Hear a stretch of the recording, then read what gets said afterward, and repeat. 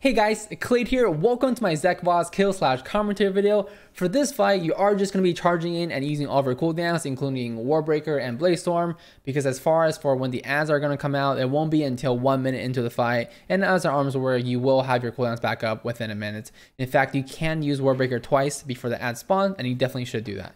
As far as for our talents, I am using Skull Splitter, Double Time, Massacre, Defensive Stance, Warbreaker, Instant for the Kill, and Anger Management.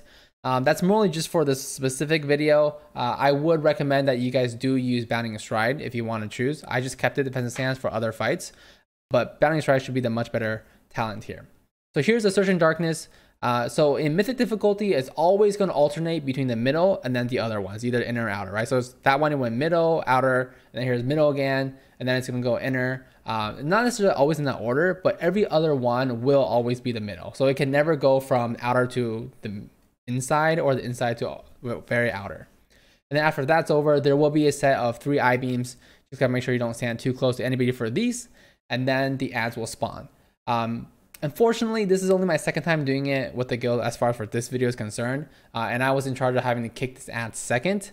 So there's the first cast. Unfortunately, the ad gets stunned and silenced here, which means I don't get to cast my kick, and I really wanted to wait for it.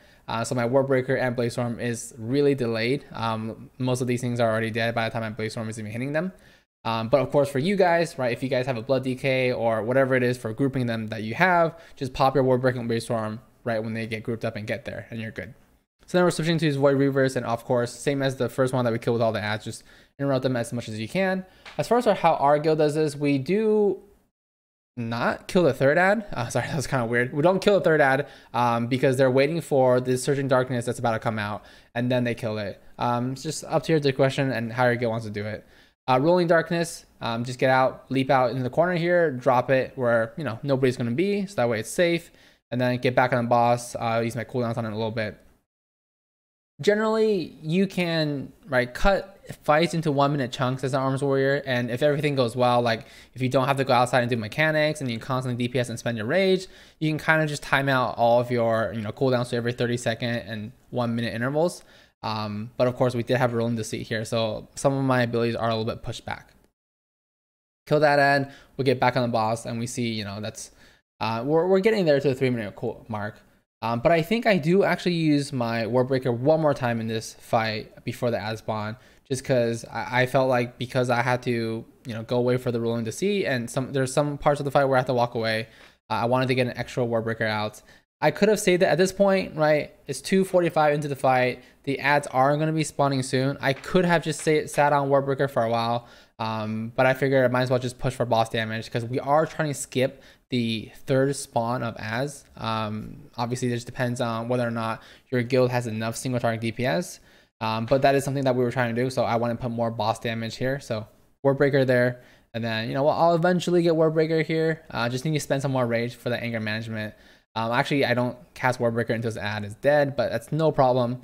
Get the ad down, spend executes on it, right? Because execute refunds the rage, so you can get more bang for your buck. And then Warbreaker, Blazestorm, these little warrior ads, all good to go. And then of course, sweeping strikes and execute the warrior ads, and that should generally be the combo, right?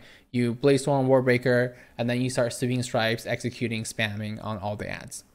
One key note for when you sweeping strikes and you execute, by the way, you will get double the rage back, right? So currently, if you don't kill a target with their execute, you get refunded, I think, like 30 rage. Unfortunately, there is a patch note kind of data mine from 8.1 where that is nerfed right now. So if you guys haven't seen that, you can check that out while ahead. It literally just came out where that's getting nerfed. But that aside, if you sweeping strikes and it's sweeping strikes 2 executes and they both don't kill the target, you will get double the rage refunded to you. So if you ever sweeping strikes and you can execute, you can literally just spam execute. Like you will not run out of rage. It's very hard for you to run out of rage at that situation.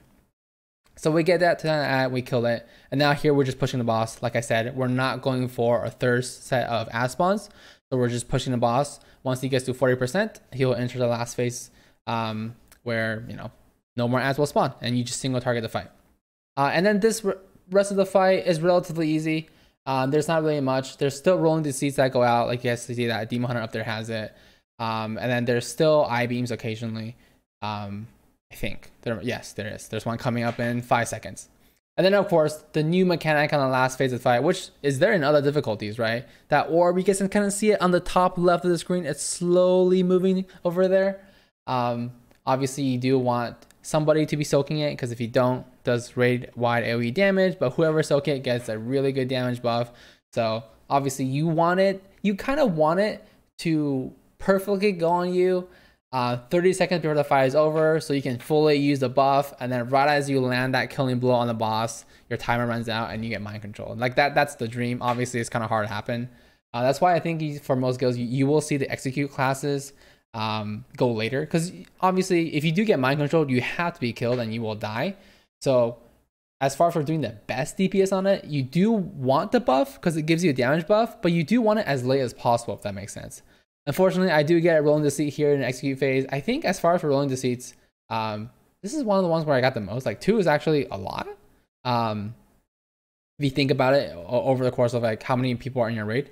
But no problem. Just leap out there, execute the boss. Once again, the Surging Darkness, right? First one's minnow, then it's going to be inner. And you know that the third one will be minnow again. So you can kind of like, you know, edge out there if you want. Unfortunately, I didn't want to go to the left there because somebody had an I-beam there. And I didn't want to get I-beam. So I just went out the further away, even though the boss had a Colossal Smash debuff on them. A little bit feels bad, man.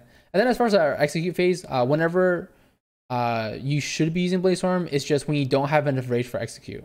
That's basically it. If you don't have rage for execute, then you just hit Blaze Storm, just because you have nothing else to hit. And then right here, as the boss is dying, I think the call was just like whoever can get the buff, just get it. Put in it, luckily got it. You know, pump up a few GCDs, that 50k execute. The buff is really nice if you can get it. But yeah, that's going to be it for the Zek'voz kill select commentary video. Then hopefully I will try to get the rest of the videos out one by one, but I will be attending BlizzCon this weekend, so we will see. And as always, thanks for checking out the video, guys. Feel free to subscribe to see more. See ya.